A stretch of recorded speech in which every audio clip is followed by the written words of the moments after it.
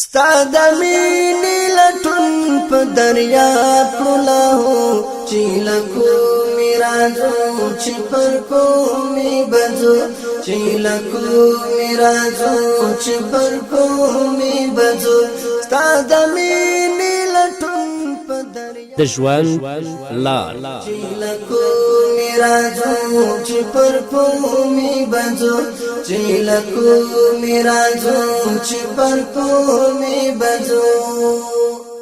بسم الله الرحمن الرحيم. الحمد لله رب العالمين حمد الشاكرين، الصلاة والسلام على سيد الأنبياء والمرسلين سيدنا ونبينا وشفيعنا ومولانا محمد وعلى آله وأصحابه الطيبين الطاهرين. قدرمنو اوریدونکو د ژوند د لارې د خپرونې مینوالو، السلام علیکم ورحمت الله وبرکاته. ستاسو روغتیا او خوشحالي د پاک رب نه غواړم په دې هیله چې د صحت او عافیت جامې پر تن ولرئ او خوشحالي مو په برخه وي. دا د زه محمد یاسین فهیم د ژوند د لارې د خپرونې په وړاندې کولو کې ستاسو په خدمت کې یم. زموږ د نننۍ خپرونې موضوع د شعبان میاشت فضیلت. قدرمنو اوریدونکو، د شعبان میاشت انشاءالله شروع ده.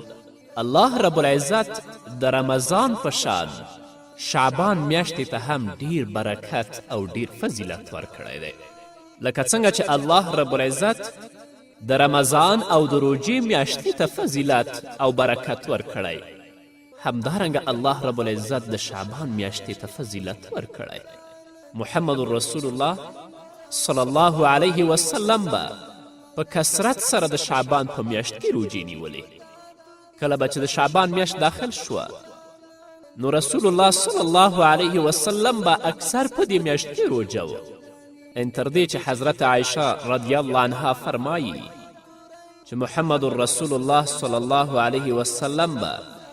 څو ورځې کم د شعبان پوره میاشت روژه نیوله. څو ورځې کم چې هغه آخرې شپې دي، نو رسول الله صلی الله علیه وسلم به څو ورځې کم د شعبان ټوله میاشت روژه نیوله. همدارنګه حضرت ام سلمه رضی الله عنها هغه فرمایي چې ما 2 میاشتې مسلسل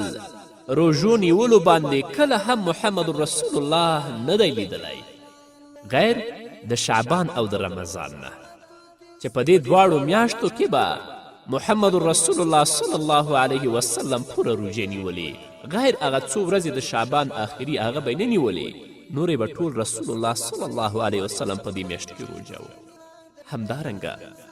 د حضرت انس رضی الله تعالی عنه نه روایت دی چې یو کس راغی محمد رسول الله صلی الله علیه وسلم نه پوښتنه وکړه، ویلي یا رسول الله د رمضان او د روژې میاشت نه وروسته کومه روژه افضله او غوره ده؟ رسول الله صلی الله علیه وسلم وفرمیل چې د شعبان روژې، هغه میاشت چې د روژې نه مخکې د هغه ته شعبان وایي، یعنې د شعبان روژې د رمضان روژې نه وروسته غوره او بافضیلته دي. او بل دا چې د شعبان د میاشتې روژې د رمضان د روژو دپاره دا مشق او تمرین په شان جوړیږي چې بیا په رمضان کې مسلمان او روژتي ته روژه نیول آسانیږي. نو موږ او تاسو ګناهګار یو، شپه ورځ ساعت هم په معصیت او په ګناه کې تیریږي. راځئ چې الله ته مخه کړو، د خپلو ګناهونو بخښنه د الله نه وغواړو او په دې میاشت کې د خپل وس توان روژه ونیسو، د تضرع او عاجزي لاسونه الله ته پورته کړو. هیله ده چې الله رب العزت زموږ ګناهونه راته معاف کړي. بیا د شعبان په میاشت کې یوه شپه ده چې هغه ته شب برات وایي، چې دا شپه هم ډیره د فضیلت شپه ده. الله رب العزت د دې شپې په هکله په خپل کلام کې فرمایلی انا انزلناه فی لیلة مبارکة انا کنا منذرین. الله رب العزت فرمایي چې موږ د قرآن کریم د نازلولو فیصله په دې برکتناکه شپه کې وکړه. د قرآن کریم د نازلولو فیصله د شب برات په شپه شوې ده، او بیا د لوح محفوظ نه آسمان د دنیا پورې پوره قرآن کریم په یو ځل د قدر په شپه کې نازلیږي. بیا د دنیا آسمان نه محمد رسول الله صلی الله علیه وسلم باندې لږ د 23 کالو په موده کې نازلیږي. او د الله کلام خو داسې کلام دی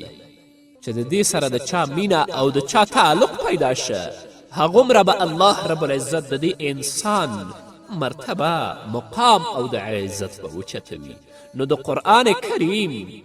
د نازلولو فیصله الله رب العزت د برات په شپه کې کړې محمد رسول الله صلی الله علیه وسلم په خپلو ویناوو کې د برات د شپې ډیر فضائل بیان کړي دي په یو حدیث کې رسول الله صلی الله علیه وسلم فرمایي چې په دې برکتناکه شپه کې الله رب العزت د دنیا آسمان ته نزول فرمایي هلته یوه قبیله وه په نامه د بنو کلب چې هغو به ډیر حیوانات او ډیر څاروي ول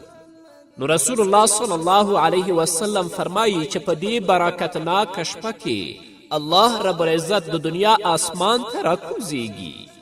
او د هغه بنو کلب د څاروو د ویښتو په شان الله رب العزت خلکو ته بخښنه کوي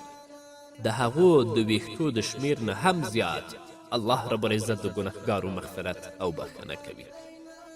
هسې خو هره شپه الله رب العزت خپل رحمتونه د دنیا آسمان باندې نازلوي خو په باقي شپو کې د شپې صرف په آخري حصه کې الله پاک رحمت نازلوي او د دې شپې خصوصیت دا ده یعنې د شب برات چې په دې شپه کې د لمر پرېوتلو نه فورا چې کله لمر پرېوځي د دې نه پس د الله رحمت آسماني دنیا باندې نازلیږي نورو شپو کې هم د الله رحمت شته خو هغه د شپې په آخري حصه کې دی خو په شب برات کې چې کله لمر پرېوځي نو د الله رب العزت د رحمتونو نزول شروع شي او آواز کوي الله هل من مسترزق فارزقه آواز کوي چې آیا کم مستغفر شته چې هغه د خپلو ګناهونو بخښنه غواړي چې زه هغه ته بخښنه وکړم آواز کوي چې آیا څوک شته چې طلب د رزق او د روزي کوي چې زه هغه ته رزق روزي ورکم سبحان الله د الله رحمت څومره زیات دی چې آواز هم ورکوي هغه ګناهګارو ته چې د الله رب العزت احکام یې مات کړي دي او د الله رب العزت د اوامرو نه یې سرغړونه کړې ده خو بیا هم الله ورته آواز کوي چې الله هل من مستغفر فاغفر له کم بخونکی شته چې زه هغه ته بخښنه وکړم په دنیا کې تاسو ګورئ کمه کشر چې د یو مشر نافرمانی کوي نو چې هغه مشر ته ورځي د هغه دروازې ته ورځي یریږي شرمیږي رپیږي نافرمانه زوی چې د پلار دروازې ته ورځي نو شرمیږي او ایریږي نافرمانه زوی چې د پلار دروازې ته ورځي نو شرمیږي او ایریږي نافرمانه شاګرد چې د استاز دروازې ته ورځي نو شرمیږي او ایریږي نافرمانه مرید چې د پیر دروازې ته ورځي نو شرمیږي او ایریږي د دنیا قانون دا دی چې کله یو کشر د مشر نافرمانی وکړي نو هغه دې ته نه تیاریږي چې د هغه مشر دروازې ته ورشي د دې وجې نه هم یو ګنهګاره بنده چې د الله د اوامرو نه سرغړونه کړي هغه به هم په دې باندې شرم کوي چې زه د خپل رب دروازې ته نه ورځم یا د هغه نه د ایره محسوسه کړي نو په دې وجه باندې الله رب العزت اعلان وکړه ګنهګارو خلکو ته او ورته ویې فرمایل چې الله هل من مستغفر فاغفر له آیا څوک شته چې هغه بخښنه وغواړي چې زه هغه ته بخښنه وکړم نو الله ویلي که تاسو په دنیا کې زما د احکامو د اوامرو نه سرغړونه کړې وي ژوندم په ګناه کې تیر کړی وي نو بیرته راشئ الله ته د تضرع او د عاجزي لاسونه پورته کړئ هغه الله ده چې ستاسو ګناهونه معاف کوي بل څوک نشته ځکه د انسان د ګناه نه د الله رب العزت رحمت ډیر لوی دی نو په دې شپه باندې الله وایي چې الله هل من مستغفر فاغفر له آیا کوم مستغفر شته دی چې هغه طلب د مغفرت وکړي او زه د هغه ته بخښنه او مغفرت وکړم نو الله دې هم موږ ته په دې شپه کې او په دې میاشت کې د روجې د نیولو توفیق راکړي چې الله رب العزت ته د خپل د تضرع او عاجزي لاسونه پورته کړو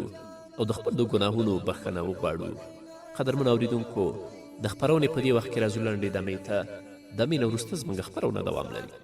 ستیاره چرنا خودن وړي مترتا دا خمار دا نشه دا جماعت مې کدا ستیار چرنا خودروڑی مترتا دا خمار دا نشا دا جماعت میکدا دا خمار دا نشا دا جماعت میکدا پدی هر چکتا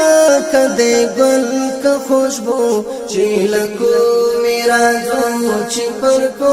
می بجو پدی هر چکتا کدے گل کا خوشبو چیلکو میرا جو چی پر کو می بجو ستادا مینی لٹن پا دریا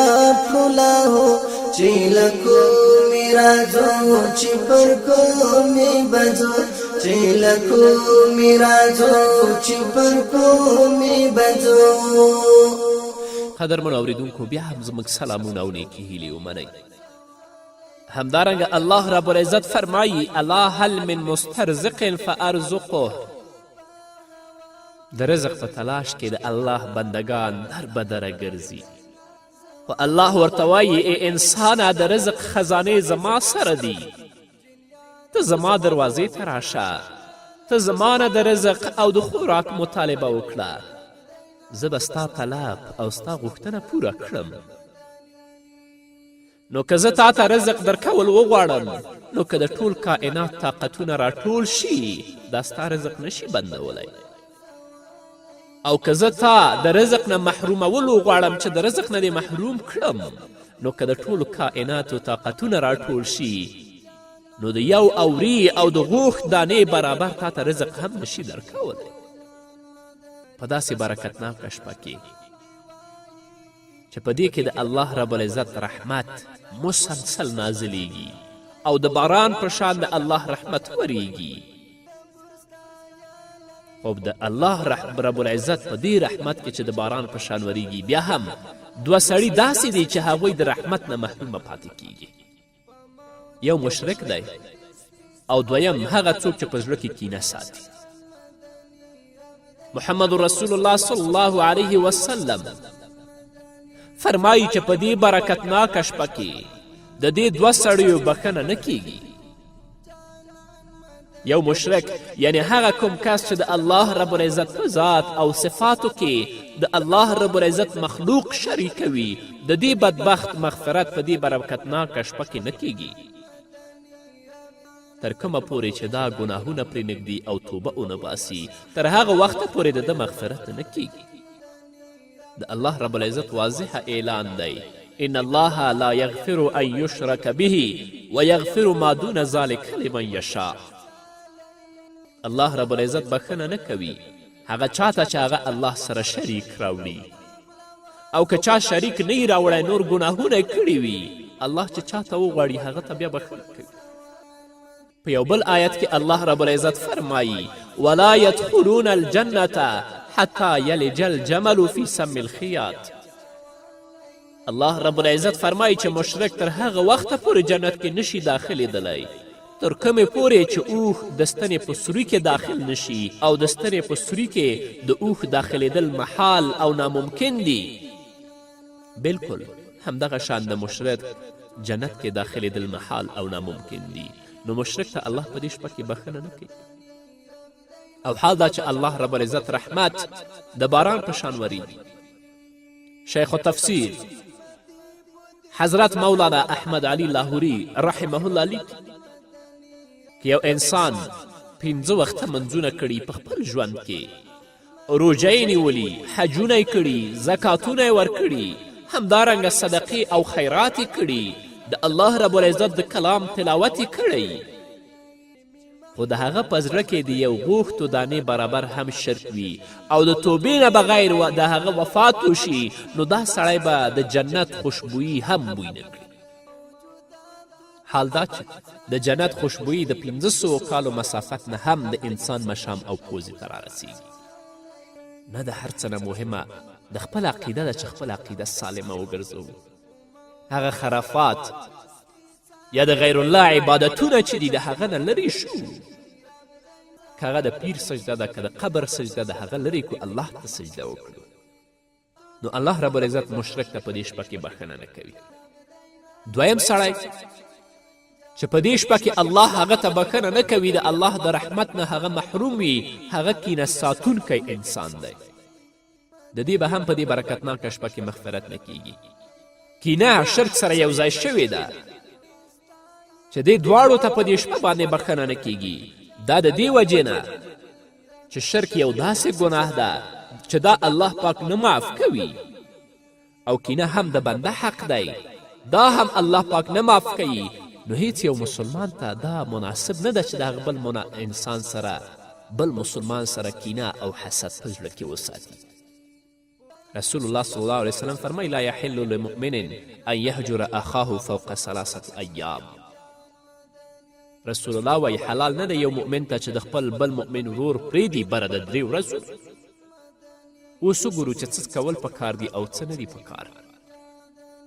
د کولو کارونه 3 دي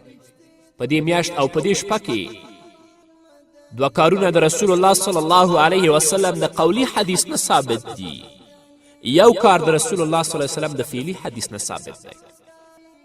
اول کار دا دی چې رسول الله صلی الله علیه وسلم فرمایي قومو لیلها په دې شپه د الله عبادت کوئ که هغه د منځونو په صورت کې وي او که د ذکر او د تلاوت په صورت کې وي خو تاسو په دې شپه کې د الله عبادت کوئ نو دویم کار د کولو چې هغه د رسول الله صلی الله علیه وسلم د قولی حدیث نه ثابت ده فرمایي چې صومو نهارها د برات د شپې نه پس چې کومه راتلونکې ورځ ده په هغې کې تاسو روژه ونیسئ دریم کار په دې شپه کې قبرستان ته تلل او مړو دپاره د مغفرت دعا غوښتل دي دا دریم کار د محمد رسول الله صلی الله علیه وسلم د فعل نه ثابت دی رسول الله صلی الله علیه وسلم په دې شپه د مدینې قبرستان بقیع ته لاړه او مړو دپاره د مغفرت دعا وکړه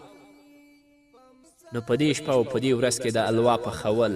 او د هغه تقسیمول په جماعتونو کې یا شمون او چراغونه بلول یا آتشبازی کول دا ټول حرام او ناجایز او خرافات دي چې اصلا په دین کې دې لپاره کوم اصل او بنسټ نشته نو هغه څه چې په دین کې ثابت دي باید هغه وکړو قومو لیلها صومو نهارها شپې کې د الله عبادت وکوئ او په ورځې روژه ونیسئ همدارنګه الله رب العزت فرمایي فیها یفرق کل امر حکیم او د رسول الله صلی الله علیه وسلم په حدیث کې هم دي چې په دې شپه کې د ټولو غټو امورو فیصله کیږي د برات په شپه څومره چې پیدا کیدونکي دي د هغوی نومونه لیکل کیږي تر راتلونکي کاله پورې څومره چې مړه کیدونکي دي د هغوی نومونه لیکل کیږي او ملک الموت ته حواله کیږي او په بعضې روایاتو کې راځي چې په عالم الغیب کې یوه ونه ده د انسانانو د تعداد برابر د هغې پاڼې دي په روان کال کې چې څومره مړه کیدونکي دي د هغوی د تعداد او د شمیر برابر د هغې ونې نه پاڼې راغورځېږي اوس انسان غټې هیلې لري ځان ته غټ پروګرامونه لري خو د هغه نوم په عالم بالا کې د مړو په فهرست کې لیکل شوی لوی محلونه همدارنګه لوی بنګلې جوړوي او دا ګڼي چې زه به همیشه په دې ښکلو او په دې بنګلو او په دې ښکلو محلاتو کې اوسیږم خو په عالم غیب کې د هغه نوم د مړو په فهرست کې لیکل شوی که تاسو فکر وکړئ نو دا خبره به ډیره ښه ستاسو په پوهه کې راشي چې څومره زموږ پیژندونکي ول څومره دوستان ول څومره عزیزان ول څومره خپل او خپلوان او رشته داران ول چې هغوی په تیر شعبان کې زموږ سره یو ځای ول خو د دې شعبان راتلو نه وړاندې هغوی زموږ نه جدا شول اوس هم چې څومره زموږ دوستان دي زموږ عزیزان او اقارب دي په دې شعبان کې به موږ سره وي خو را روان شعبان کې به یا موږ د دوی نه جدا شو یا به دوی زموږ نه جدا کیږي افسوس دی چې هره ورځ جنازې اوچتیږي په هر کور کې ماتم جوړیږي موږ په خپلو لاسونو باندې په خپلو خلکو ته غسل ورکوو هغه دفنوو په خپلو لاسونو هغوی ته کفن ورغوندو په خپلو لاسونو یې قبر ته ښکته کوو په خپلو لاسونو پرې خاورې اچوو خو بیا هم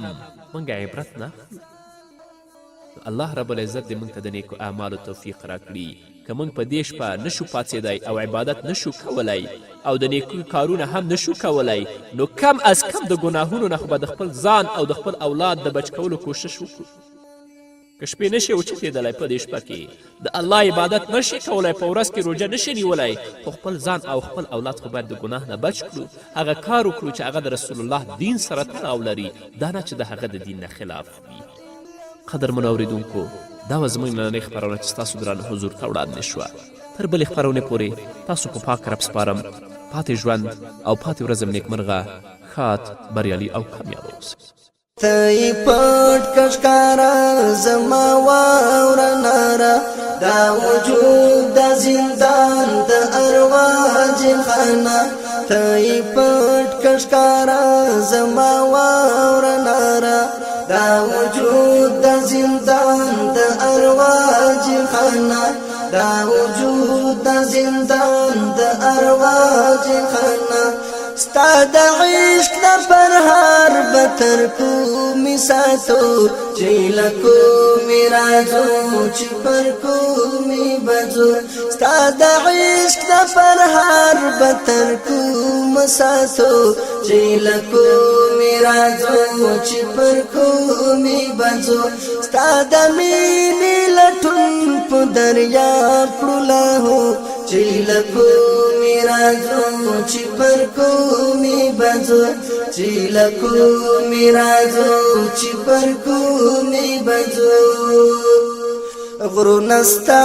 ګواهي دم په دم ورکوي سینستانم ته د شور ترنم ورکوي غرونه ستا ګواهي دم په دم ورکوي سینستانم ته د شور ترنم ورکوي سینستانم ته د شور ترنم ورکوي که دنیا نوای مشغولتا ورکیدو چې لکو می راځو چې پر کو می بځو که دنیا نوای مشغولتا ورکیدو چې لکو می راځو چې پر کو می بځو ستا د مینې لټون په دریاب کړلو چې لکو می راځو چې پر کو می بځو چې لکو می راځو چې پر کو می بځو ستا جلال ستا جمال ورته نشته زیوال بیلتا بل جانان بیلتا بل ارمان ستا جلال ستا جمال ورته نشته زوال بیلتا بل جانان بیلتا بل ارمان بیلتا بل جانان بیلتا بل ارمان نشته نشته چې لا شریک له چې لکو می راځو چې پر کو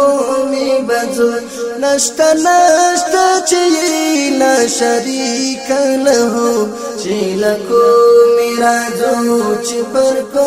می بځو ستا د مینې لټون په دریاب کړلو چې لکو می راځو چې پر کو